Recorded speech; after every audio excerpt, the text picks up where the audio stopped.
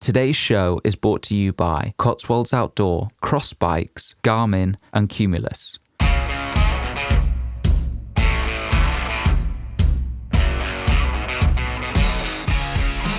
Hello and welcome to We Need More Heroes.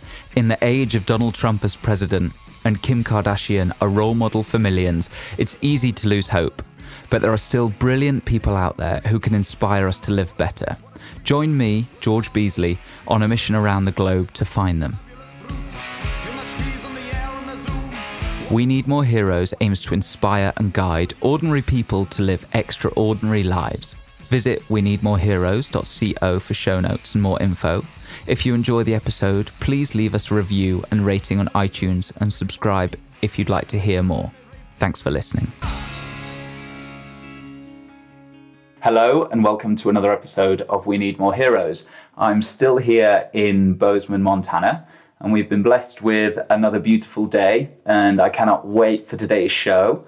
Our guest is a world-famous climber who lives and breathes adventure, the perfect guest for We Need More Heroes. His list of accomplishments is as long as my arm, but here are a few to get us started. He is the team leader of North Face climbing team, an incredible list of notable climbs in the Himalayas and the Antarctic, multiple summits of Everest, so I think 3 to date, in 2012 without oxygen. He's written several books, serves on a number of boards here in Montana, and has appeared in some amazing films, most notably Meru, which if you haven't seen yet, drop whatever you're doing and watch it right now. It's phenomenal. It's so good. So without further ado, I'll give you today's guest, Conrad Anker. Conrad, welcome to the show. Thanks, George, and pleasure to meet you. Maybe we should start with how we connected. So we're doing this cycle tour, as we talked a little bit before the show about, and we came into town, into Bozeman, and we found a host, and the guy was a ski patrol guy. And I was talking to him, we were just having a chat about skiing and extreme sports and mountain climbing, and I asked him whether he'd seen the film Meru, and he said, yeah. And he said, the guy, Conrad Anker, lives in Bozeman. And I was like, wow, that's so cool. So I looked you up, gave you a little email, and a few days later, here we are. It's a small world, and it's a very connected world. So yeah, so happy that we're finally doing this. And I then tend to start with a few rapid response questions. So these are pretty light-hearted just to get the juices flowing. Okay, so just first thing that comes to mind. Doesn't really matter what it is.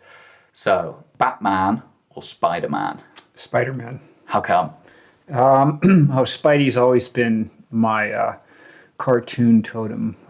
So just because he could go up and down buildings and he uses rope and everything like that, to the point that I would put Spider-Man Band-Aids on my left temple of my sunglasses, like up here when at altitude, just for good safety.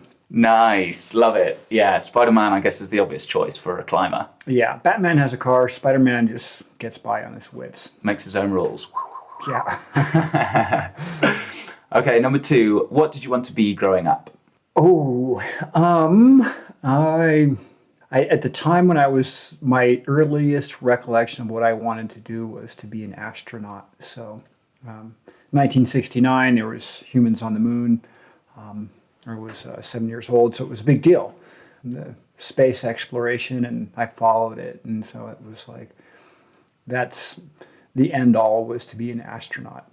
Would you put yourself forward for SpaceX now? Oh, yeah. Yeah? Yeah. You would go for it? Yeah, they're like, go to Mars, I'd be like, sign me up. So, 'cause I know more or less what's going to happen to me in the next 30 years, and provided I live that long. But yeah, to have that one-off chance to go to Mars, and it would be interesting. It'd be like all the experience of being trapped in a tent and eating boring food and staying motivated, all kind of wrapped into one. Yeah, it's going to be so interesting to see what happens, because it's coming, and to see the first videos of people going up for those flights, it's going to be incredible. The world will change so rapidly. Yeah, but it won't. I mean, we've got bigger challenges the next 70 to 200 years. When we think about the human trajectory and where we are, I'm confident that we'll be understanding more of the cosmos, but we cannot escape the speed of light, so we are limited to our own universe and what we can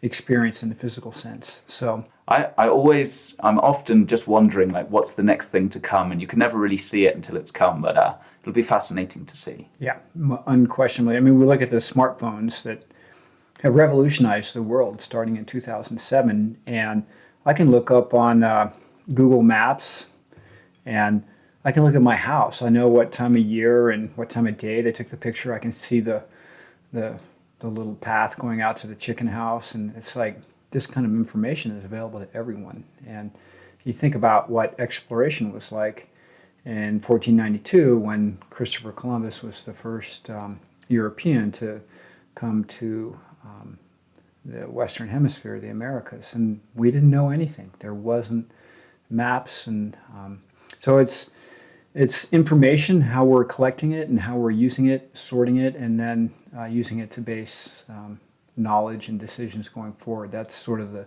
the key thing that is the hallmark of humanity at this point in time. Are you generally positive about the outlook of technology? Technology is great stuff. There's no question that we are tool users thanks to our opposable thumbs, and starting out with fires and dogs and domesticating animals and hunting and to wheels. And I mean, we can look at it through history of where we're at, and it's ever increasing. But we are in a quandary right now. We're at 7.4 billion people, and that's coming at a cost for future generations. 7 generations down the line, what's it going to look like? Are we going to have a stable population? Will we have water? Water is sort of the foundation of food. And how will we live with a population that's ever increasing and still with a quality of life that's decent?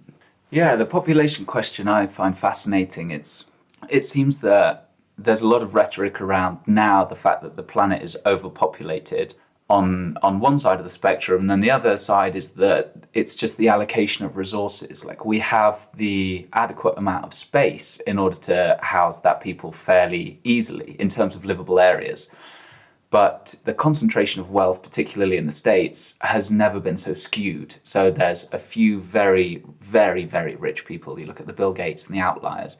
And then I believe there's a declining middle class, I think in the States, but certainly in some countries, and then an expansion of the poor. So I really don't know enough about it, whether it's really that we are, because I think I've seen a carrying capacity figure of the Earth, and I can't remember what it is, something like 10 or 11 billion. Yeah, between 9 and 11 billion. Yeah. And if the entire world were to live at the level of comfort that we have in North America and Europe and the industrial nations of Asia, it would require 7 planets worth of resources.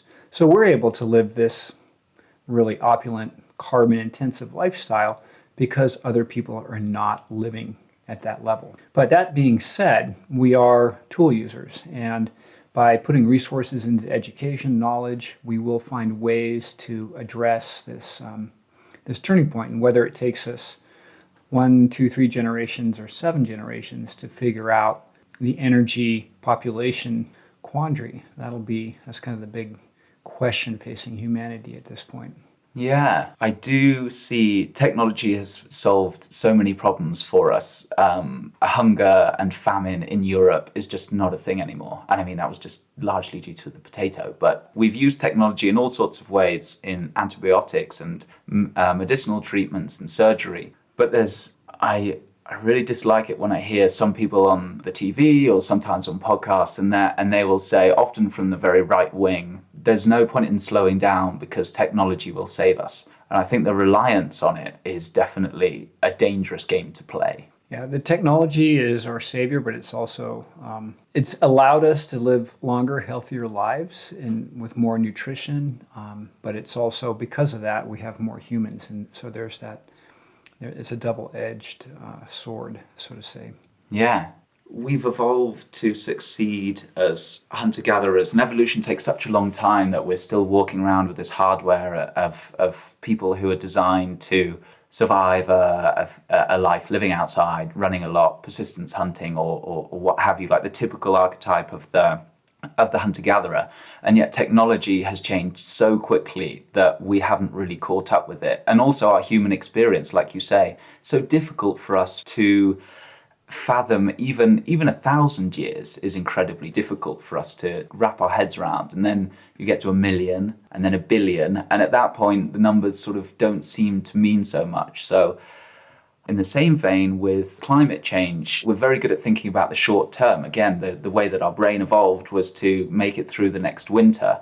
And you had to really focus on getting food today because the future was of far less concern. Whereas now we don't have those demands on ourselves. It's not such an extreme life. We have shelter, food, and all of our basic needs taken care of. And so we're programmed in a way to just sort of think about the short term. And yet the troubles that we're facing in the world are often more long term, which I think was why such part of the reason why some people struggle with turning their lights off, and they feel like such a small part in a massive cog, not single-use plastic, that kind of thing. It seems so insignificant and far away, the effect that it's going to have on you. And yet if nobody changes, then we can be certain that the earth is going to go the way that we're told it will. Yeah, and we're not going to be good stewards for future generations. Mm-hmm. And that sense of generational fairness is, that's the foundation of education. So when you're a toddler and you go to preschool and then you're in elementary, middle school, high school, on university, you have no means to pay for that education. The previous generation has set the education system up for you to learn. And when you time out of the education thing and you become a person working in society, it then becomes your turn to put back into that system. And I use education because it's the most identifiable and concrete way that people can understand what general fairness is, generational fairness. And so if we're turning that off when it comes to use of carbon and the state of our planet, we're not thinking about future generations. And that's one of the challenges that, thanks to you and your podcast and what you're doing cycling across, you're raising awareness for this, which is an inherently good thing. Well, yeah, that's definitely part of the aim. Good to hear. Do you have any good resources for this kind of stuff? Like if you want to find a little bit more about climate change and the effect that we're having on the world, is there somewhere that you tend to go where you think, yeah, this is really useful, good? NASA.climate.gov, and you can find them on the website. And so it's the National Atmospheric and Sciences Administration. So it's their work on climate. And fortunately, the sites haven't been taken down. They still have their information there. And they're reporting data. So they have things, atmospheric CO2, ocean acidification, the size of the the polar ice cap over a time frame. So a lot of these, they're data points. It's facts. You can't say it's something else. And you have a glass of water that's 3/4 of the way full. And if we were to take a picture of it and we're looking at it, but I can describe it over the podcast and you can listen to it. But it's not going to be anything less than that or anything more than that. So accepting data and then putting those into models going forward will give us an understanding of where we are in the human trajectory. I think we just sort of observed that it's not about information. People don't need more information. I heard a quote somewhere and it said, if success was about information, we'd all be billionaires with six-pack abs. Like everybody in the world there's so much information about that kind of stuff, but that's not what drives human behavior. It's partly, and for some people more so than others, but we respond incredibly well to stories and we are often not very self-critical. So when Trump comes along with a story telling people who feel like they've been left behind in globalization that it's not their fault, that manufacturing has gone abroad and Trump's going to make America great again, people don't really care that he will just make things up. And it was fascinating to see that people have sort of forsaken truth, even in the modern era where we embrace scientific thinking. But most of the time, people aren't that bothered by that. It's more how good a story can you spin and how do you make people feel good? Yeah, and it's entrenched beliefs, what you were raised with and what was important to you. And the information's there. It's how do you take that information, how do you put that into your belief set, and how do you then work with it? And I'm not one to say, oh, someone's belief set is that it's wrong or that it's not correct. I'm very open and accepting of that because we look at how diverse humans are as a result of the evolutionary time frame. So Aboriginal people in Australia are different than people in Sweden, and that Chinese people are different than people in North America. And so how languages and humans evolved over that 40,000 year time frame as we became Homo sapiens was really slow. Now, everything is hyperconnected. You can get pretty much anywhere on the planet in 18 hours if you have a private jet. If you go with a commercial airliners, it might take you 2 or 3 days, but yeah, you can still go to the Himalayas and be there in 24 hours and then be hiking in the mountains. And to do that 200 years ago would have been a tremendous amount of resources. And so a lot of this is that human trajectory. And so anyways. So you mentioned that growing up you spent a lot of time in the outdoors.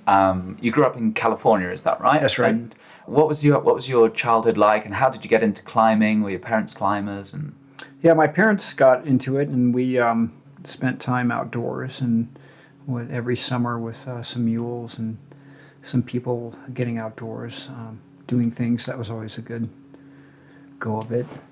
My grandfather and grandmother, they lived through the Depression, and so they were always concerned that the next depression was going to happen, and that we had an easy go of it in growing up in the 60s and 70s. And so he always reminded me of that. But it was, some of the, when you go outdoors, you accept life on nature's terms. So if you're a climber, you're always playing with gravity. You make a mistake, you pay for it. When you go camping, if you don't prepare in advance, that storm's to come over and it's going to freeze you. And these are lessons that were forgotten with the urbanization and industrialization of humankind. Yet camping is what we were doing when we were hunter-gatherers before we became pastoralists and then in the agriculturalists. So that was, there's something that goes back to human knowledge that's still deep in our mind that we might have forgotten about it. And I think that's the benefit of being outdoors, is that it teaches good values and it's a humbling experience. absolutely, yeah. It's been, as we talked a little bit about before the podcast, I was working in the city, living in London for 3 years, busy all the time, ambulances going past, people outside shouting at each other, living in a house with 7 other people because rent's so expensive, and it's just this constant bombardment of input and modern input that we're not sort of evolved to deal with so well. And then coming away, cycle touring, living outside for 4 months, just camping every day, having a campfire, well, until we got to BC with the forest fires, but having a campfire every day. And there is something magical about it. It really, I don't know if it's just, I sort of project this forward, but it feels like it connects into a deeper part of whoever you are, which I don't really know what that means, but I always feel very, at the end of the day, cycling, when you set up camp and you sit down and there's just my girlfriend and I, and we light a fire and we're just sort of like, not really saying anything, just looking into the fire, and you can just hear natural sounds, maybe the sound of an eagle, some river running. There's just something so stilling about that feeling of being outside. And for people that haven't experienced it, I feel like you're missing out on a huge part of your life. So now so many of us live in the cities, and it is a privileged thing. A lot of people don't have the opportunity to do that quite so easily. But if you do, man, it's just the best feeling.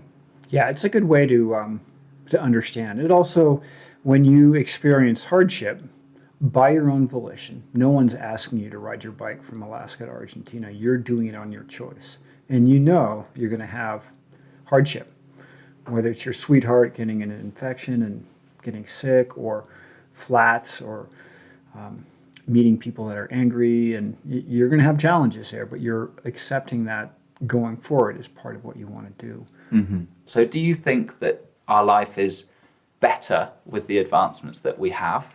Unquestionably.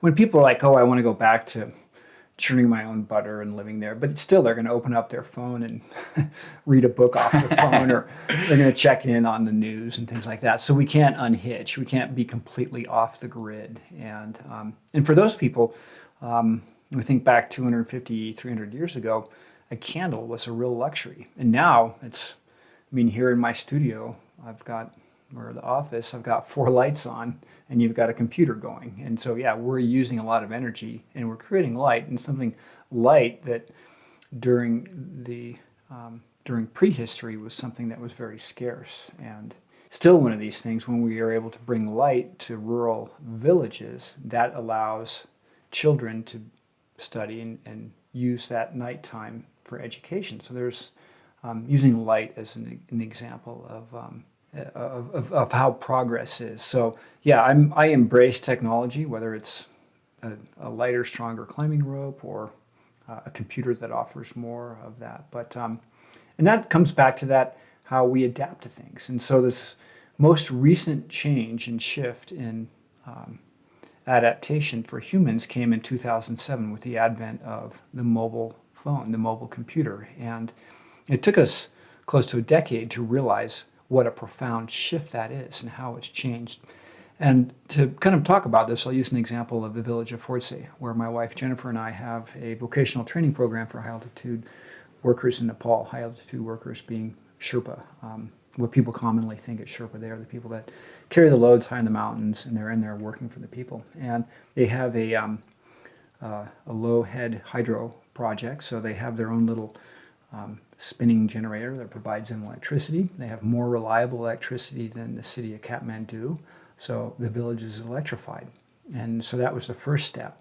The next step was telecommunications, and obviously putting in landlines in the Himalayas would have been tremendous infrastructure cost. So the cost to get that up and going would have been phenomenal, and it would have been out of the reach of people that are living in that village. But then with the advent of mobile technology, solar-powered repeater stations that are then on a hill, people then have smartphones and technology. And going from a flip phone to a smartphone, it's amazing. And so there's better communication. People are communicating with them. And when I climb and travel in Himalayas, I work with people.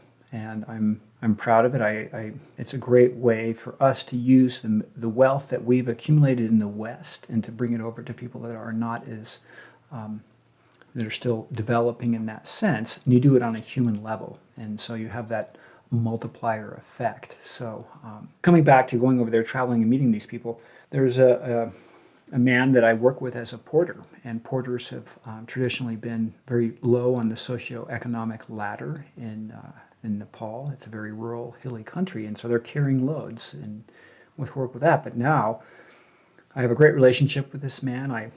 I send him a text off of my computer here and off his phone number, and so he picks it up, and he'll meet me at the trailhead, and he'll help me carry my loads in there. And so there's one example of a personal level, but then also on a bigger picture there, how it's done great things for women, that women across the planet are marginalized.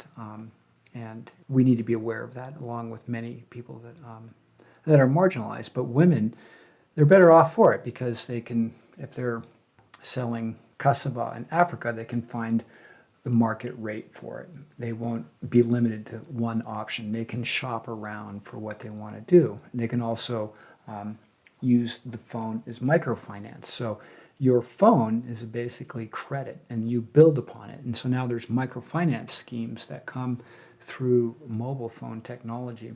And it's also a security device. So if there's a natural disaster, they can call on that. If there's a health disaster, they can call on that. And it's also a deterrent to interpersonal conflict. And so hopefully reducing the amount of violence that women experience because they have phones. So in that sense, it's phenomenal. And as more and more people come online using technology to improve their lives. And again, coming back to this, being an optimist of where humans will be going forward.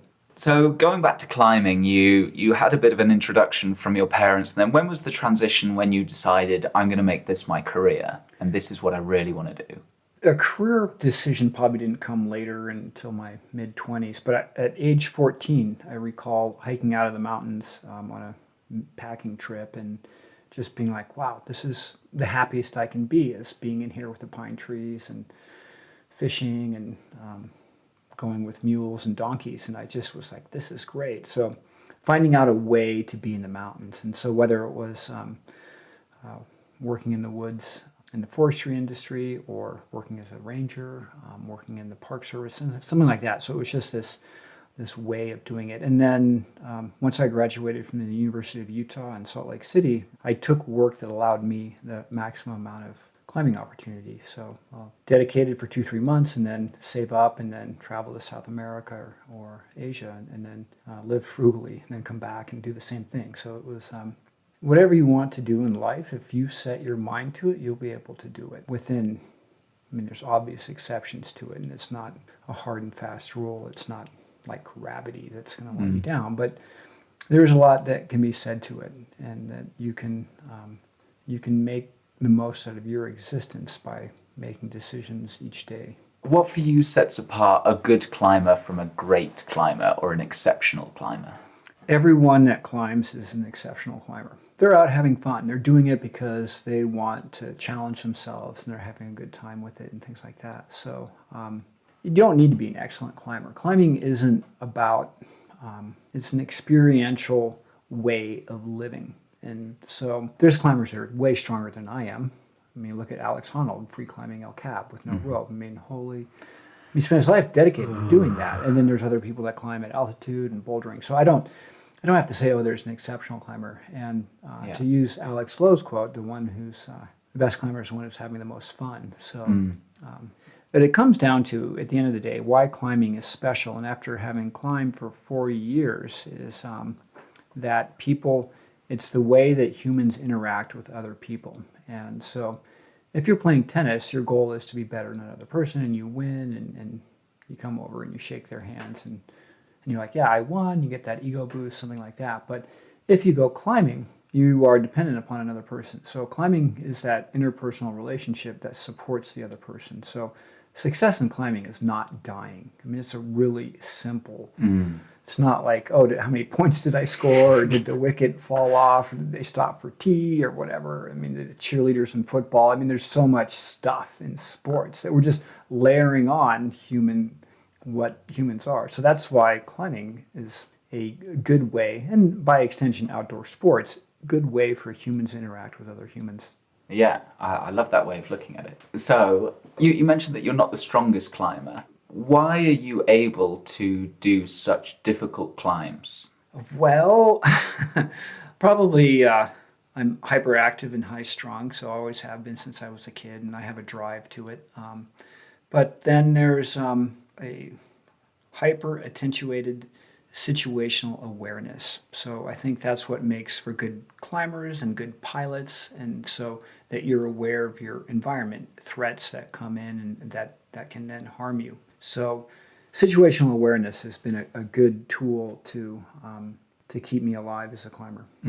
So yeah, you're now in your 50s, but you're still climbing. So when you're looking to do a big climb, what does your training look like? Well, here today it was doing push-ups on the office floor. I walked in and he was just bashing out thousands of them. I do little mini batches, but every hour I get up and get the blood going with that. But there's staying fit.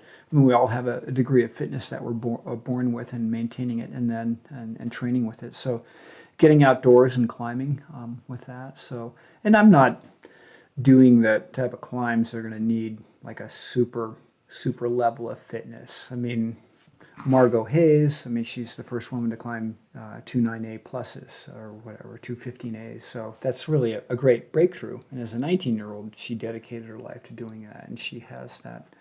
She needs specific training for that. I don't need that at this point. I'm more experiential. So my next expedition, a trip to Antarctica, and my goal there is to kind of help out my team so they can have good ascents. So the ascents will be like a team type thing. So if I can be the guy that makes sure that soup's on and help them out, and I'm happy with that.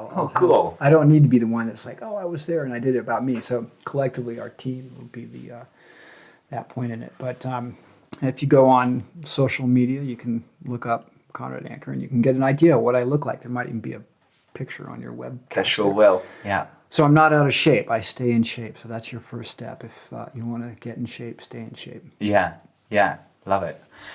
And so a lot of people, non-climbers, know you from the film Meru, which sort of broke into the mainstream. Even though it was a climbing film, it was still exceptional. And I think they said something like in the film, the shark's fin was one of the peaks where, or one of the climbs that elite climbers failed on for 30 years. So, and yet you guys were drawn to that. Why did you want to climb it, and what makes it so difficult, that climb?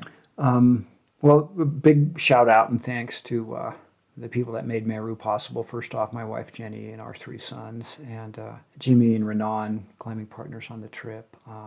Doug and Bruce the first time I went there, and then Chai and Robert in the editing of it. So thanks to them for making that film and telling the true story.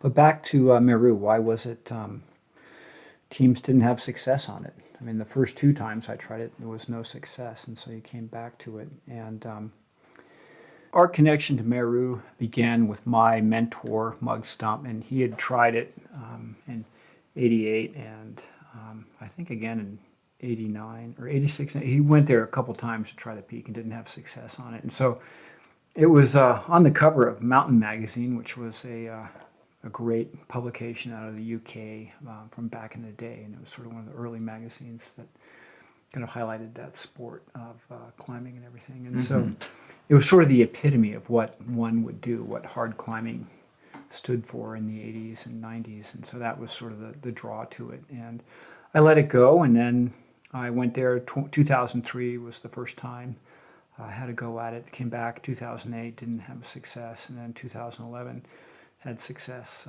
with our climbing friends. Yeah, yeah.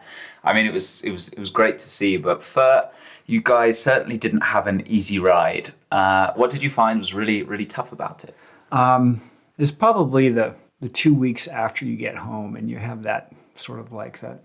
What am I doing in life? You put all your life into this, and then you're like, I got to get back on the track again. And so it's sort of the hangover of having done it. So psychologically, I guess that might be it. But there's hardship, there's climbing and things like that. But there are a couple pitches that stood out that were difficult and things like that. But it's kind of view it more as a collective experience. Yeah. So you mentioned that you had the 3 attempts, and you only see 2 in the film, the second and the third attempt. And after the first attempt in the film, the second attempt you'd ever done it, you said you felt drawn to successfully finish it after that. You felt compelled to finish it. And I think for a lot of people who don't climb, they maybe don't understand the experience or what it's like to have the pull to something like that. What does it feel like to have such an intense pull to do something like that? One of the things I do in mountain climbing is the rule of 3. So kind of like in baseball, 3 strikes and you're out. Or third time up, third time lucky. So kind of in one of those ways of looking at it like that. So pardon me, other mountains I've tried 3 times, and I'm like, okay, the mountain wins on that. I'm not coming back. And, yeah. So kind of my own little rule of thumb that I've set for it. So I've got a mountain that I've tried twice, and things will work out so I can go try it a 3rd time, but no guarantees on that. But have you got plans to? Is that in your sights, or are you just letting it boil slowly in the back of the brain now? It's there. It's like, wake up and you're like, oh, that thing's not leaving me alone. I got to go back there. And you start thinking about each of the pitches and what the rock's like, and being very detail oriented on those things. And a large part of that is what I do in climbing, and being fortunate to have found my life's calling at a young age and be able to follow it. So I'm not a musician, and I have respect for musicians that can learn by ear and then play it back, and that's their way of doing it. And what I do is I look at rock, and I can see the moves on there and understand the rocks, and then kind of once I've been up a pitch, that imprints in my mind, and then next time I come back I do it again. So that's what rehearsing a route and getting a topo on a route, that's a large part of what people do. You said that you started climbing at 14. At what point did you realize that you were very good and maybe better than most people at rock climbing? Yeah, I've never thought that I was good. I just lucky that I haven't gotten the chop. Uh-huh. looking at it like that. Well, I guess that's one testament to you being pretty good. And yeah, more generally in climbing, which expedition are you most proud of? Oh, the Meru trip was a life goal. Yeah. It was to finish that was certainly on a great thing. But in 2002, Rick Ridgway, Jimmy Chin, and the late Galen Rowell and I walked across Western Tibet to study the Shiru, which is a caprid, a goat that lives in that area. So the Western name for it is the Tibetan antelope, although it's not an antelope. But and so we studied that and saw their calving grounds. We spent 7 weeks on it, and a distance of 270 miles, 400 kilometers or approximately. And that was pretty cool. I mean, it wasn't climbing, but we were out there, and we had to travel slowly and move accordingly. And that sense of remoteness is it's kind of the metaphor of sailing is very much the same. So when you're cast out to sea, and so you're in a sea of gravity when you're on a big climb, and here we're in a sea of just high, dry Tibetan plateau with no water. So you had to pull in your resources to make it happen. Yeah. Which is the moment that comes back that you see as being your most close to, oh shit, I've pushed it too far moment? Yeah, I've had 2 close calls with avalanches where the force of snow when it's moving down a slope is beyond the power of what we humans can muster. So it was luck that I was able to walk around, walk away from it. And I think in one of those was where you unfortunately lost your climbing partner, Alex Lowe. And how did your relationship to risk change after that? It was October 1999. Alex and David Bridges and I were below the south face of Shishapangma, when an avalanche came and took both of their lives. It immediately after, it was sort of this trying to make sense of the world, the why me, which is what survivor's guilt is. But it was, I found too much joy in the mountains, so there was beauty in that. And then his widow, Jennifer, and I grew in love, and we formed a family, and for the past 17 years have been raising the boys. So I still seek risk out in life, and risk is what humans address, and then how we process it is part of what it is. And whether it's in business or science or all these different things, that trying to find risk and have a good outcome and have that risk not be self-destructive is another one of those questions that you mull over it before you go to bed, or when you're walking up a hill with a backpack and you're like, what's going on in life? You won't get the answer off our podcast. Just think more. Yeah. Did you ever consider giving up climbing after that? Oh, I thought about it, and I probably should. I think society as a whole is like, what are you doing that? You should quit. But that's not me, so I'll keep after it. So. Well, it seems like it's going pretty damn well so far. Yeah, I'm fortunate. So, I mean, you look at just recently, Norman Dyenforth passed away. He was the leader of the 1963 United States Everest expedition, and he passed away at age 99. So climbing, either it takes your life really young, or if you keep after it, it's a great way to stay fit, both mentally and physically. Mm-hmm. It is viewed by a lot of people as an inherently dangerous sport in a way that soccer is not. And looking back at the struggles and strains that you've had and the people that you've lost, if you could go back to 14 or however old, would you choose climbing again? I think climbing chose me. And so I was like hardwired for this. But when you're at that age, life finds you. You're not finding life. And whether you tune into it and you want to work with it, that's another aspect of it, but it's a pretty important part of it. Yeah. So I wouldn't choose any other life than... Life to me is a linear experience. So tomorrow's the next best day, and I'll learn from it and I'll do fun things, but I'm not going to come back and regret a decision I made previously. Mm-hmm. And you touched a little bit on it before. You mentioned the sense of camaraderie that you have and your relationship with your partners, but I played rugby for 10 years in a small town, and it was all of my best friends who I played with. And we played every week, went to college together as well. So that bind was so tight.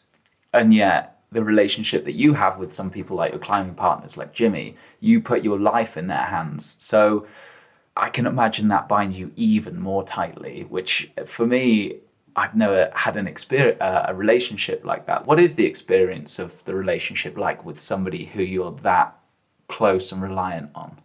You get to understand what they're motivated by and what their fears and aspirations are, but then also it's about trust. So, and I'm certain you had that with your rugby mates. I mean, it's a very physical sport, and you can get hurt in it, and they can let you down, and you can do something for them. So, in a similar way, Yeah. it was there. What do you do for fun other than climb? Well, I like to read. I like to be outdoors, and I like to be part of the community here in Montana, and so family, and I enjoy cooking, so that's a fun thing to do. Preparing food and the quality of food, a lot of those things are really key. I'm not eating meat these days, but I cook a pretty good flank steak. But also vegetable dishes and grilling and things like that. Also a lot of fun and good to do that. And just the community that you have with it. So preparing the vegetables and making the salad and then sitting down and the conversation. And so dinner time is an important part. I mean, it's when you sort of have your recap of the day and you enjoy the company that you're with. And it's, there's a reason why mealtime is special across all cultures. Yeah. Last year, you were in Nepal and had that incident. Was it Nepal? Yep. Yeah. So what happened there? I was on a second go at a peak, Lunagri, with my climbing partner David Lama, who's Sherpa Austrian, really strong climber, lives in Austria, and I had a constriction on my left anterior descending artery and had to be evacuated by helicopter. So first time I've ever been rescued out of the mountains, and it was first time I've had to go in the hospital in my life for care. So it was pretty much a wake-up call. Yeah. Do you know why it happened? Hard to say. I mean, it could be genetic, but there's not that much history going back 2-3 generations, and we just didn't have the medical records with it.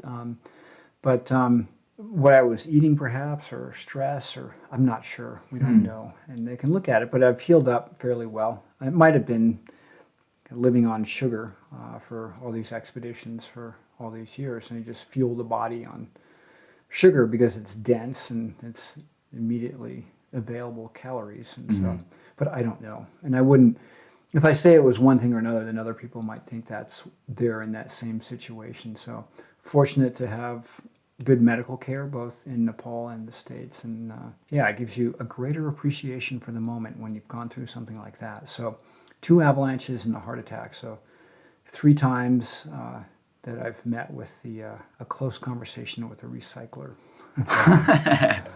Yeah, that'll certainly do it for you. My father had a stroke a few years ago, and it's obviously incredibly upsetting and sad afterwards, but then there's an appreciation and a level of life that's so vivid afterwards that you just think, fuck, I need to start doing what I want to do right now. And I think that was also a bit of a wake-up call for leaving London and spreadsheets, and just thought, you don't have forever. You don't know, you might not even have tomorrow. So life's too short to do stuff that you don't want for a long time. Yeah. Yeah. And we're fortunate if we can make decisions that allow us to live life in the way that we want to. Yeah, certainly. So you talked a little bit about your next big adventure. There's that peak that's bubbling away in the back of your mind, and then the one that you would like to assist on. But what projects are you thinking about in the future now?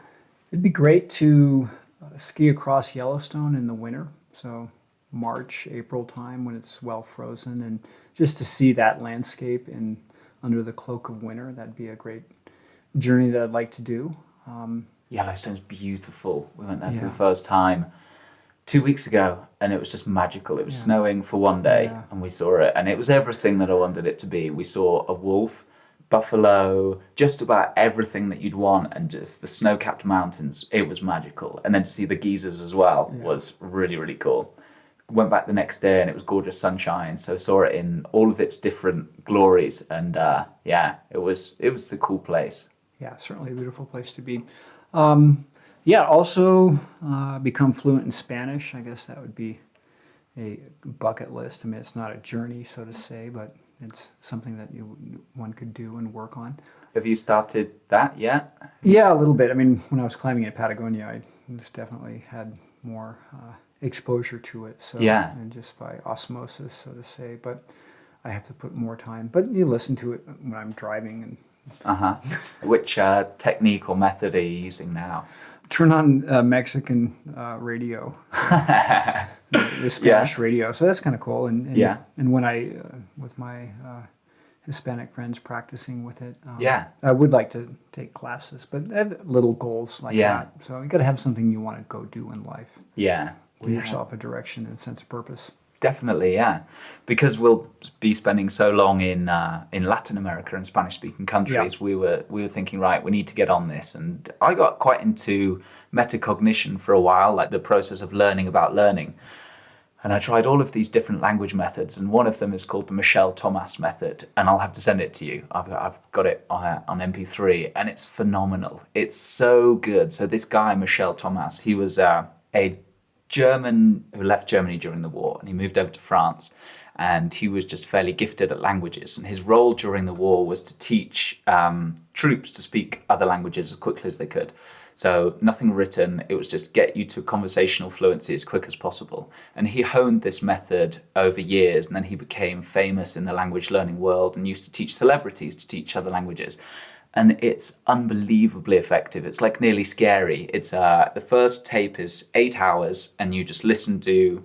He explains something to you, and then you just sort of like have a go at saying it in your target language. And he's got one for Spanish, Italian, French, lots of different languages, and he speaks or spoke a lot. He's dead now, but it's phenomenal how quickly you can speak it. And one of the major tenets of his method is that our active vocabulary is very small. The words that we use every day, there's hardly any of them. So he opens one of his tapes by saying, people are scared by learning another language, but actually you don't need to learn many words before you'll be able to have a good conversation. And the New York Times looked at how many different English words they used in one edition, and they used just 600 words. So you could read, if you're Italian, you wanted to read the New York Times. No 600 words. Then you'd be able to get start to finish, which is hardly any.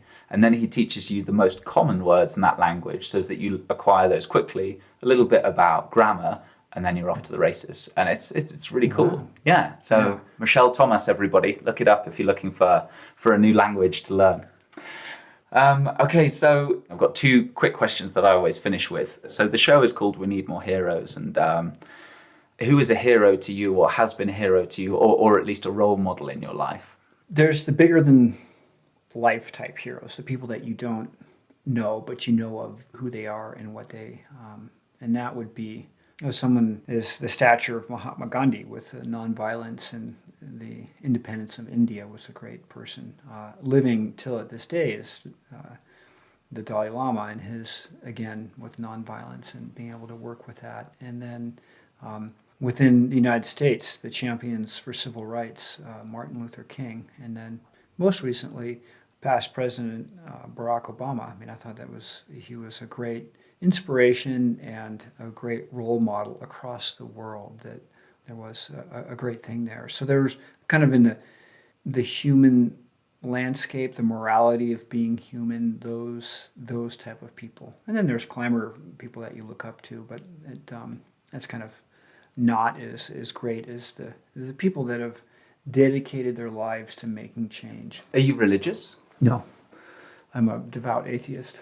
Yeah, I thought that you may be, but I just wanted to clarify whether you'd started following Buddhism or after. No, I enjoy it. I mean, I like the philosophy of it, and the culture of it, and the symbolism and things like that. But yeah, if we think about where humankind is and where we've been and how we move along, that the whole story of religion is certainly, it came about as a social contract and as a way to answer the unanswerable. And now we have how we interact with other humans, and the basis of all religions is to do unto others as you do unto them. And now we have science to explain the cosmos and the universe and the eclipse. I mean, we get those things, and so there's with that, but a tremendous amount of respect for all of the world's religions, and that the world's religions work within peace and harmony with other religions. And there's nothing that pains me more is that people that are in conflict and strife in the name of religion. Yeah, it seems like we've thrown the baby out with the bathwater a little bit, in that religion gave us all of these incredible social structures and community, a sense of belonging, a belief in something bigger than ourselves, whether that people debate how accurate that is. But there's all these fantastic things that you can get from religion, but then because of the advent of science, we sort of threw it all out, and now we have a lot of people who feel like they lack those things that are so important for human happiness. And people like the new atheists, like Richard Dawkins, I'm reading a book now called The Righteous Mind by John Haidt. That's a great book, and he talks about the importance of religion not only being spawned for explaining the world around us, but also for binding people together within a group, and that's an incredibly important function. So yeah, I'd love to see something that could step to the place of that, because there's no sort of community centres or one aligned mission that binds people together generally in a community that's quite so prevalent as religion was. Yeah, but climbing does that, and I've seen that as a way, because wherever you are, you speak that language of the belay and the trust that goes with climbing, and so you share that immediately. And my connection to religion with this was my Jewish friend who was. He commented that there was no sense of community or belonging that was as close to Judaism as he had seen in climbing. So yeah, that's really interesting. And I guess just as you said that, I just thought, yeah, I guess cycle touring is a little bit like that. You have something shared in common, and people are so willing to be kind and help you. And we stay with a lot of people who are cycle tourists along the way. Yeah, you wave at them on the trail Yeah. or on the road, and you're like, you help each other out. Yeah. And so and finding that sense of community, and whether it's and through religion is a great way to do it, and it's I respect religion and I support religion. It's a very challenging point in humanity where we are now. So Yeah. And so my final question for you is, do you think that heroes are born or made? Is it nature or nurture? Everyone's a hero, either to themselves, which is being self-confident, or they are to their family and the people that are with them. So we shouldn't say there's just a few people that are heroes, just like who's the best climber or something like that, but that everyone has that opportunity to become a hero. And in that sense, we're all born with it, but then the skills and the practice that you need to become a better person is learned and applied. Yeah, excellent answer. So, Conrad, thank you so much for coming on the show. Thank you, George. It's been great. If people want to find out a little bit more about you and what you're up to and your projects, where's best for them to go? ConradAnker.com. It's a web page, but I don't update it that often. My apologies. So, the typical social media channels that we're all kind of plugged in with. But if I'm in a town where I'm giving a lecture, come visit, come say hello. Great stuff. Yeah. Awesome. Thank you again. And thank you very much for listening. So let's get out there and choose to become the hero in our own story. Till next time, thank you very much. There we have it. I hope you enjoyed this one. If you did, spread the love and share it with anyone you think would also benefit from it by sharing it on Facebook or Twitter with the hashtag #WeNeedMoreHeroes. Connect with me on Facebook and Instagram @WeNeedMoreHeroes and just more_heroes on Twitter. I'd love to hear your thoughts on this and in fact any of our other episodes, so get in touch at weneedmoreheroes.co. Thanks so much for tuning in and sharing the love. And thank you again to today's sponsors, Cotswolds Outdoor, Cross Bikes, Garmin and Cumulus for making this show happen. You've heard the magic, now do something with it and be the hero in your own story.